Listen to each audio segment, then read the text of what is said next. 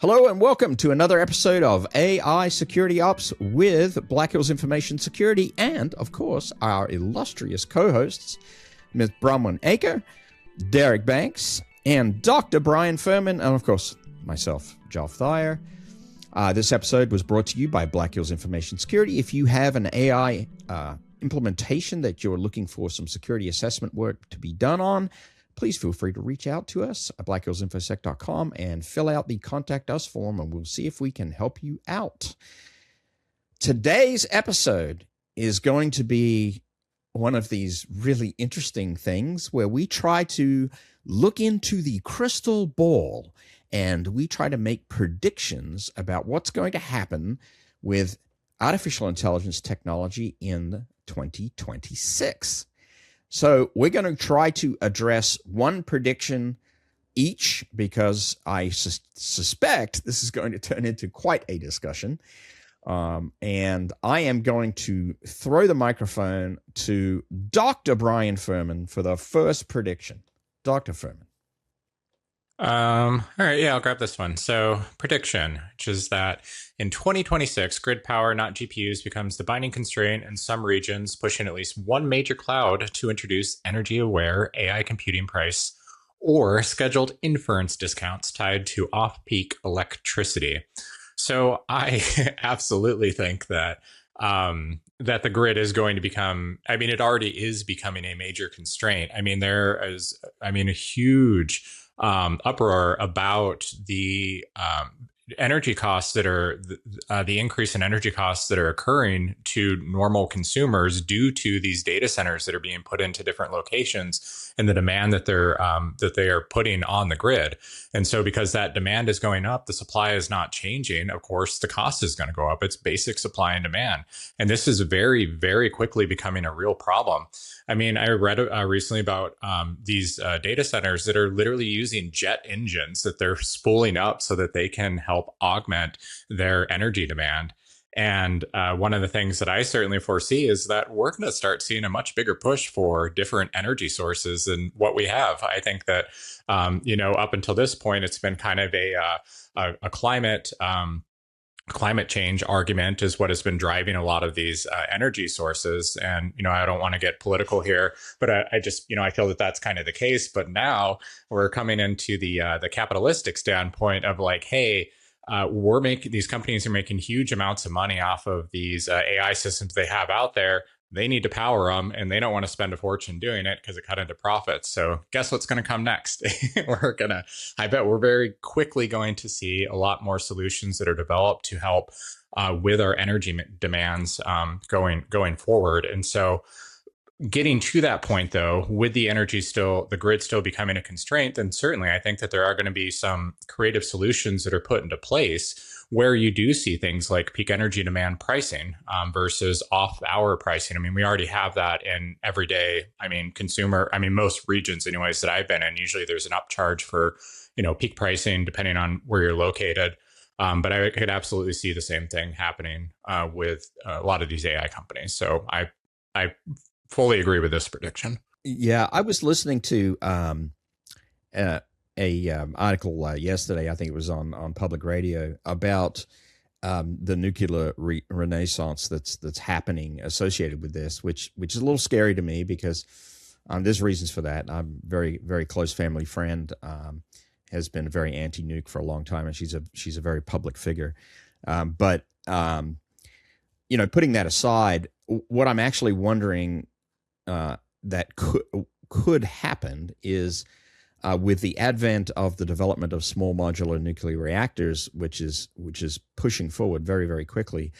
I wonder if we're going to end up in a situation where there's going to be some regulations that actually request that data centers power themselves instead of tapping into the grid, especially with these small modular units coming online. So I think it's a significant problem. It's a significant constraint. And as we go into larger and larger clusters of systems, we are going to see that constraint become very, very real. Anybody else? Yeah, from what I read, in the US or in North America, we really have two options realistically. One is nuclear, like y'all just mentioned, and the other would be hydroelectric. We have a lot of hydroelectric that we could use. When you talk about impact to the environment, I would much rather have, high-end modern nuclear development than I would putting a dam on every river, because I think that has a much broader impact. Plus, you know, again, I don't want to be political either, but I like, being in the United States and living here, and I would like us to win this race. So if we could do it cheaply and effectively with nuclear power, it sure beats spinning up a whole bunch of coal-powered plants, which what I think the competition is doing, And that right? would be a disaster, right? Obviously, environmentally. Yeah, and so I mean, honestly, if I were the one making the call for the direction of, US energy policy, it would be all of the above. Let's do it all and then work towards, short-term, long-term type solution. But I don't have faith that we do things that the most efficient and best way. My wife works for the government, so Things happen, right? Brahman, thoughts? Like you, the nuclear thing is concerning, but I kind of hope, and this is maybe Pollyanna, maybe a little too much rose-colored glasses, but I really do hope that the increased energy requirements of all of these AIs will stimulate better energy solutions that will turn around and provide positive dividends for humanity. I don't have a lot of faith that that's going to happen, but it would be really nice. And I think that leveraging the computational capabilities of AI to address the energy shortcomings would be a really good application and could potentially make life better for just normal people. Like I said, don't have a lot of faith, but that would be a really cool outcome. Kind of a corollary thought to this whole area is, in 2026, do you think we're going to see the first orbiting data center that is solar powered? I mean, that's probably what X is going to do. They're working on it. I think that's what. Yeah. Well, I want to say before we answer that, I wanted to say one more thing on nuclear. Like, I definitely understand why people are anti-nuclear. I mean, you have really bad things that have happened: Chernobyl, the Fukushima plant, 3 Mile Island, for sure, right? But I've lived in where I am in Hampton Roads area for 20 years now, which isn't a secret. I don't care if people know where I live. You can find it out if you really wanted to, right? And I'd say there's probably at least 10 nuclear reactors within a 20-mile radius of me. When you count the aircraft carriers, I think they have anywhere between 4 and 6, depending on which version it is. There's the Surrey nuclear power plant. I've got to say, I don't worry about it. Now, if something happens, I would definitely worry about it. But at least here in the United States, I feel like that we have done pretty well in recent history in keeping those things safe. So, but yeah, to your point, Joff, are we going to see innovation? I mean, that's how we win, right? Is innovation. Yeah, I would, if it's possible, an orbiting data center is a fascinating idea, but I think there's so many logistical problems to solve to get us there. So, well, yeah, but like life imitates sci-fi, right? I think I mentioned in the last podcast, I read a lot, or maybe it was before we started talking. I read a book called Delta V or Delta 5 by Daniel Suarez. And basically it was about mining asteroids. And in that, story, they ended up basically harnessing sunlight in space to power a really innovative mining operation. So it's possible, but I think, how would you go about doing and getting the materials up there? Yeah. It'd be a lot better if you could mine them up there and then do that. And how would you go about shielding the materials? I mean, okay, so we're going off on a tangent. Yeah, anyway. That can be rabbit hole. Okay. Any final thoughts before we move on to the next one? I think we've covered that. All right. Let's throw the next question to Bronwyn. You want to pick one of the predictions, or would you like to make one of your own predictions, Bronwyn? We have so many options. And it was almost like data overload. It did such a great job. So while Brahman is looking, I just want to tell everybody that before this, I thought it would be an interesting exercise to have ChatGPT auto mode give me a prompt for research mode. And then I put that research mode prompt into research mode, and it thought for 15 minutes. And the output that came back was way more detailed than I expected. It did really well, but I saw the prompt that you fed into that. That was a very sweet prompt. So I'm not surprised by the volume or quality of the output. Somebody get him the bumper sticker, prompting hero. Yeah. Anyway, go ahead, Brahman. Make a prediction. So one of the predictions here is that in 2026, the FDA qualifies at least 2 more AI tools as drug development endpoints / biomarkers, where federal data consortia expands to bypass data sharing and IP constraints. Okay, I'm not so convinced about the second half, but this concept of the FDA qualifying and allowing AI drug development tools and allowing big pharma to go ahead and use AI to generate and possibly even test new drugs for things. I'm already seeing a lot of stuff in the various newsletters that I follow about AI being applied to this end. And this is where the innovations in AI that have come about in the last 5 years are truly exciting, because the ability to potentially eliminate animal testing for different drugs, different procedures, cosmetics, things like that are absolutely best case scenarios where AI can be applied to make life better, not just for humans, but for other critters on the planet. I mean, we've had animal testing for drugs and stuff for how many decades, centuries? It would be really, really nice to see that. And there are instances where I think some of the new HIV drugs have used AI to specifically find ways to generate vaccines and even other treatments. The ability to eliminate specific diseases by leveraging AI, that's huge. I do agree with the prediction from ChatGPT that in 2026, we're going to see more movement on that. And I think we're going to continue to see more movement on it. And frankly, I say go team, because, it would be a really good thing. And I want to have diseases like measles and HIV and cancer be eliminated. And if we can harness AI to do that, go team.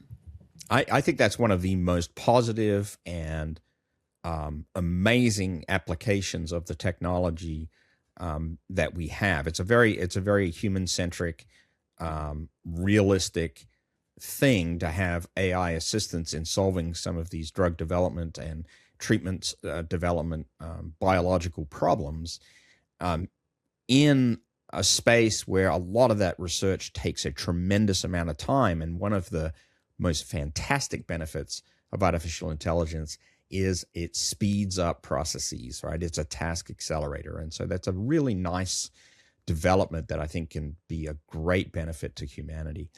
Any other thoughts on that one, Derek O'Brien? I mean, I think it's already been happening, right? I mean, anybody remembers SETI at home? I mean, folding at home, right? I mean, that when I was in the master's program, there were at least 2 folks that I can think off the top of my head that were in biotech and pharmaceutical research, right? They were already doing data science, machine learning type stuff. So it's just a natural progression to start, having custom research bots that help out analysts and researchers. I mean, we see that in every prediction. So I don't know, ChatGPT, I do like that one, but I think that that's been as a natural progression. Yeah. Yeah, the folding at home is what came to mind to me as well. I remember, I mean, like way back in like undergrad, I remember reading about it. I honestly didn't really understand it, but just like, hey, if you can spare some GPU cycles for the greater good of humanity, go ahead and install this program. It's like, oh, that sounds good. And then you're like, why is my electricity bill $40 more expensive this month? Yeah. Well, All but your those, CPU's pegged every time you're not using. Well, the don't worry. You computer. could do like a $40,000 solar project to solve Well, that problem, right? okay, perfect. if I Oh, yeah, remember yeah, correctly, exactly. SETI at Home was mainly leveraging distributed computing, not Sure, AI. sure. Mhm. But I was sorry, I was making the point that it's a natural progression from things that, were being used that were technology wise and, through machine learning and data science, here recently up to using large language models. Like, I guess what I was saying is these companies have already been, doing this kind of stuff, Yeah. I think. Yeah.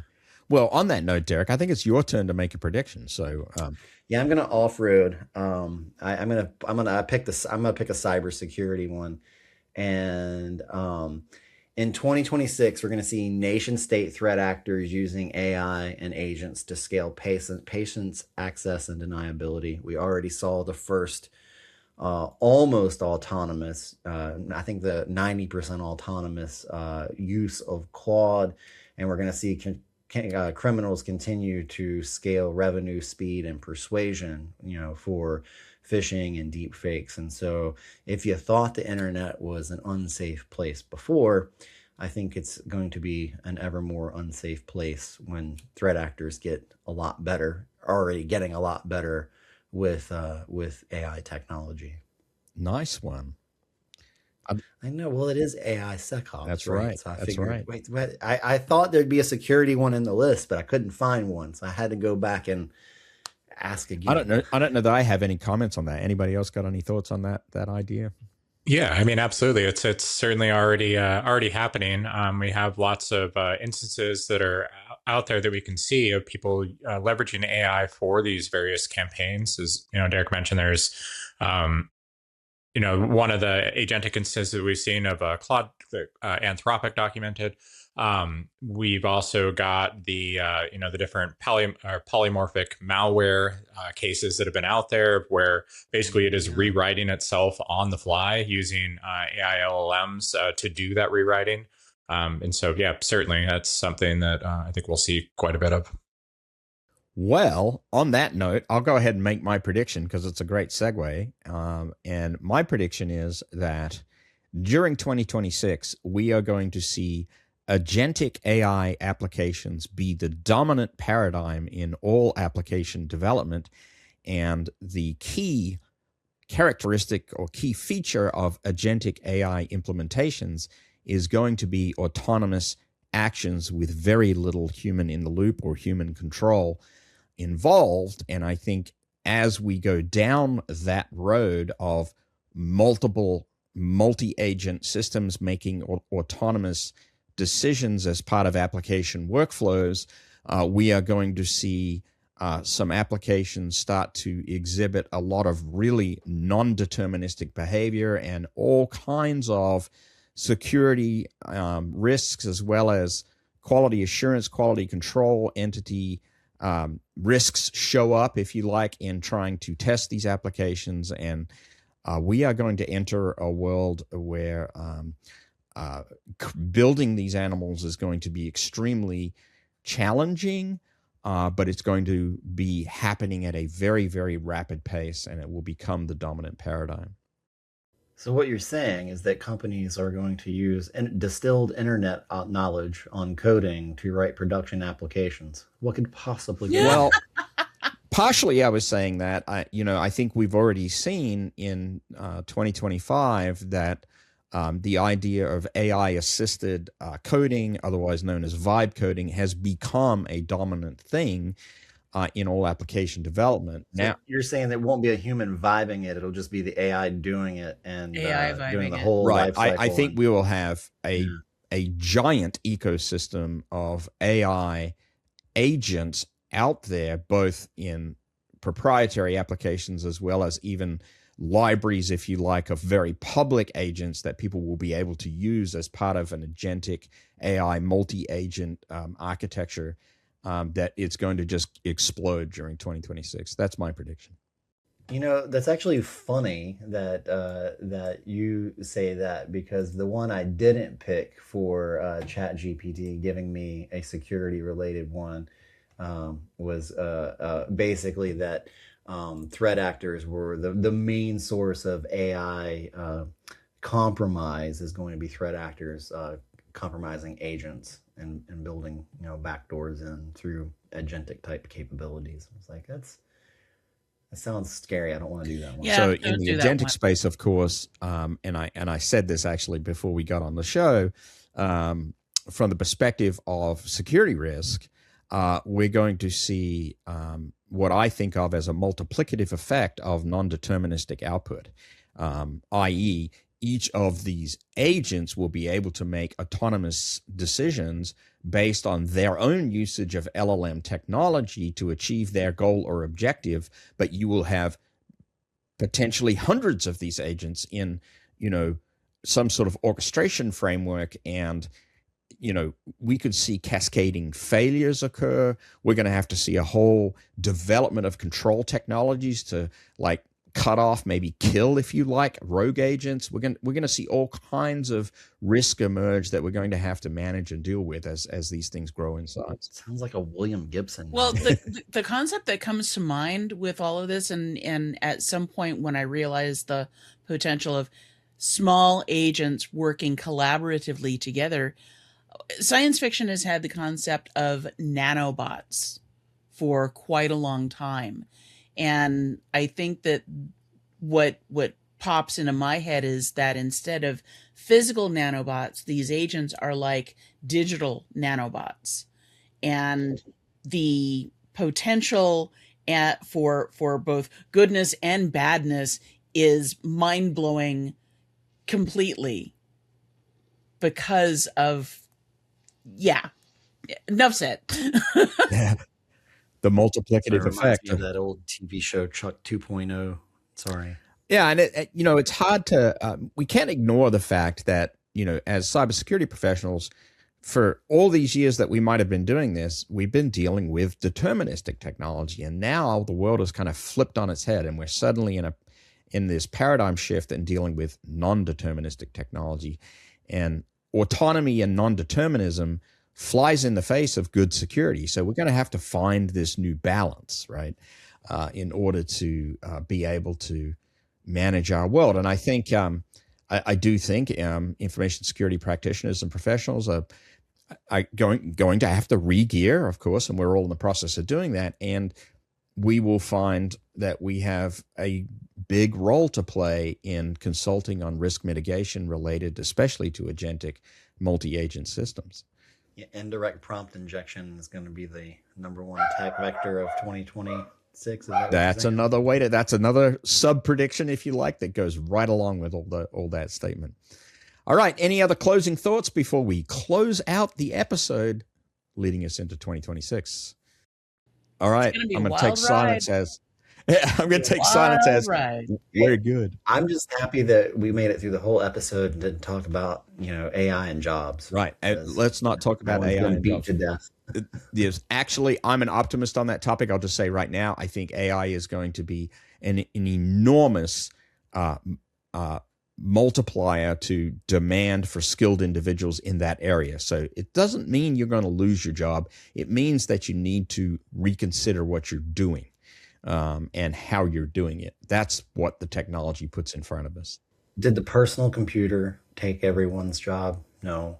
I mean, there were predictions about that at the time. I remember I was alive, right, at the time, which makes me old. And then same thing for the internet. I mean, sure, there was a bubble. There were people who did lose their jobs. It wasn't an easy ride, but we still here. We're just doing a slightly different job. I mean, I got to tell you what I do for a living. If you had asked me when I graduated high school in 1994, like what I would be doing, this would not have been on my bingo card. paid for hacker would not have been on my bingo card. That's right. All right, we should close it out. So thank you, everybody, for joining us for this episode. I want to wish everybody happy holidays. Be safe out there. Enjoy some family time. And we will certainly be seeing you again in 2026 for more episodes of AI Security Ops. Keep on prompting. Be safe out there. We'll see you next time.